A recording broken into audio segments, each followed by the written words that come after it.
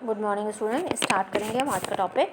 और आज का टॉपिक है हमारा important question, NEET and AIPMT important questions related to chapter structural organization in animals. इससे पहले भी हमने फर्स्ट पार्ट किया है जो एनिमल टिश्यू से रिलेटेड इंपॉर्टेंट क्वेश्चंस थे उनके बारे में। ये हमारा इसी चैप्टर का सेकेंड पार्ट है जिसमें हम एनिमल्स की मॉर्फोलॉजी से रिलेटेड जो क्वेश्चंस आए हैं यानी फ्रॉग, कॉकरोच, अर्थवर्म की मॉर्फोलॉजी से रिलेटेड जो नीट में और AIPMT में क्वेश्चन आए हैं वो क्वेश्चन हम डिस्कस करने जा रहे हैं। तो स्टार्ट करते हैं आज का first question. In male cockroaches sperms are stored in which part of the reproductive system. ये नीट 2016 का क्वेश्चन है कि मेल कॉकरोच के अंदर जो ये स्पर्म्स हैं वो कहाँ स्टोर होते हैं। तो वो होते हैं स्टोर सेमिनल वेसिकल में। इसका फर्स्ट ऑप्शन करेक्ट ऑप्शन है।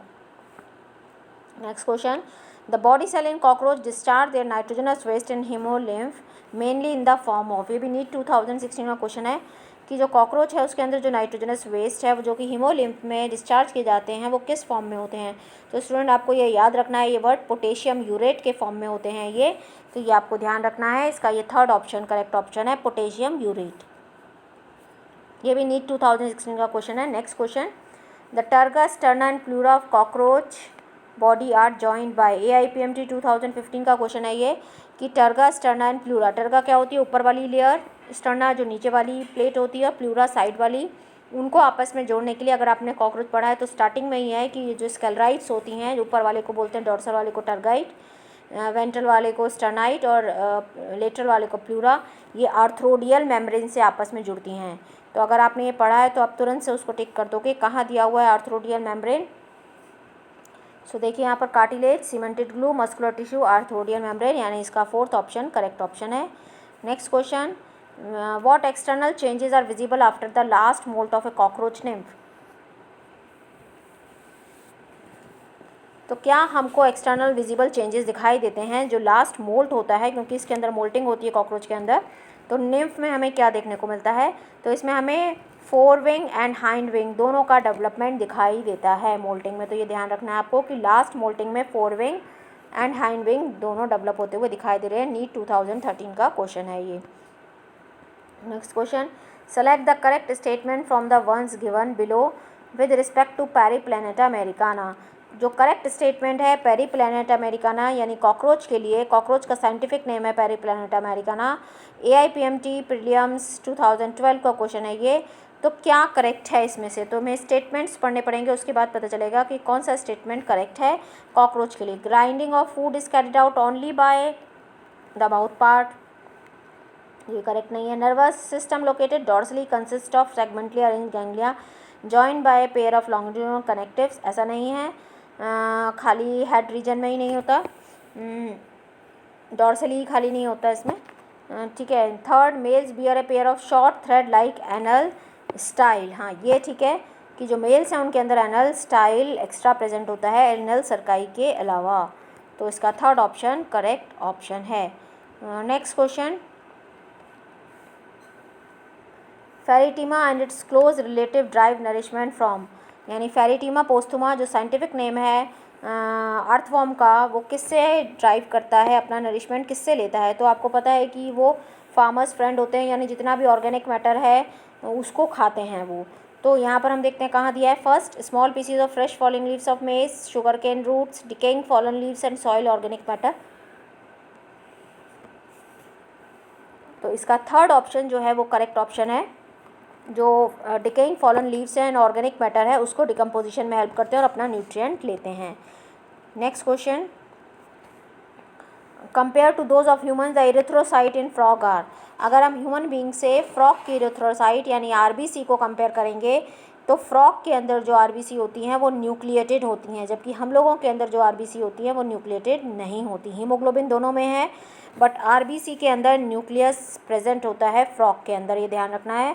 तो इसमें कौन सा ऑप्शन करेक्ट है?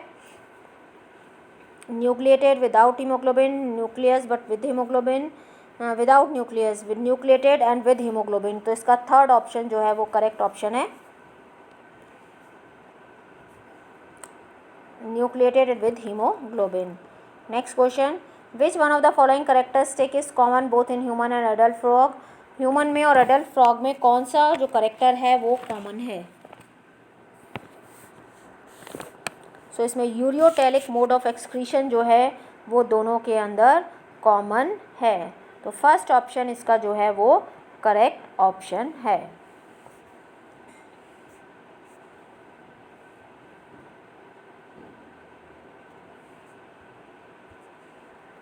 ठीक है, क्योंकि 4 चैम्बर्ड हार्ट उसमें नहीं होते, इंटरनल फर्टिलाइजेशन नहीं होता, न्यूक्लिएटेड आरबीसी नहीं होती, तो बाकी कोई कॉमन नहीं है। फर्स्ट ऑप्शन जो है वो इसका करेक्ट है।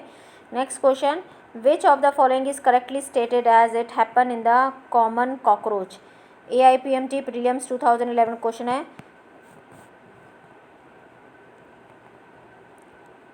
Which of the following is correctly stated as it happen in the common cockroach. तो इसमें कौन सा जो है वो करेक्ट है वो हमें देखना है। The food is grounded bye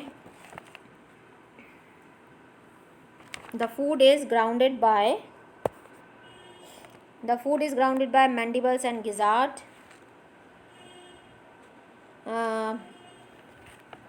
उसके बाद सेकेंड है Malpighian tubules are excretory organ projecting out from the colon.